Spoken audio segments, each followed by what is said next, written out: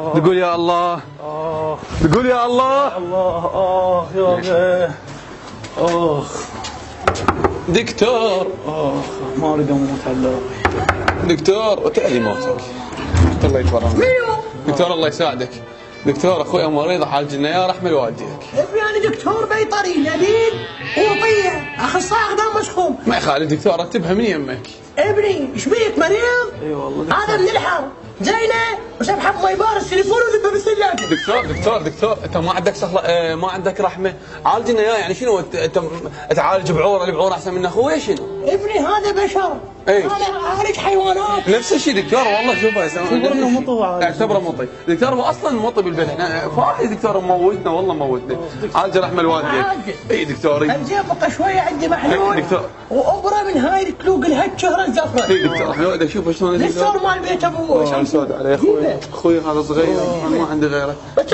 في بالك ها دكتور ما بي سفيفه حبيبي. لا دكتور كامل ما ابي شيء بس من لازم لا لا لا لا مو منها والله يتاذى استاذ دكتور تتاذى له لا ايدك خاف منقص. تعال يلا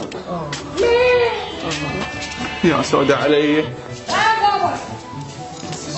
في يدك خليك في الابره. خاف من الابرام. يا اخوي زود بي كانك تخبط وتهدى دبك حيروح.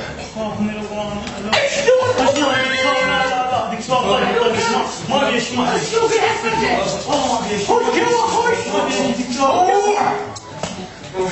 يلا يا اخوي ابني واحد يطوف. اعطي جو رحمه لوالدك دكتور. شلون؟ رحمه لوالدك.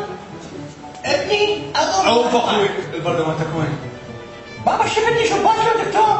لا غير خلي بردك شلون دكتور العاد؟ راح افصل وجهك خوش رزات. عبر الجدر. جوز قلت له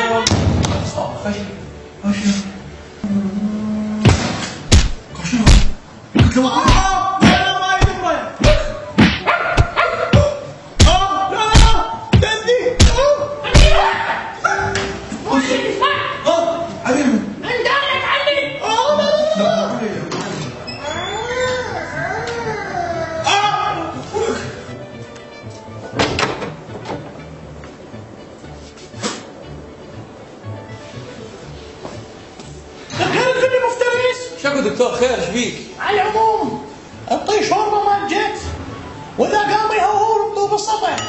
زين اقول لك دكتور اذا رجعت الحاله شو نسوي له؟ ابني افضل حاله له اذبحوه. دكتور شنو نذبح سعيد عندنا؟ قطعتي انت اخوي صغير بس بعد والله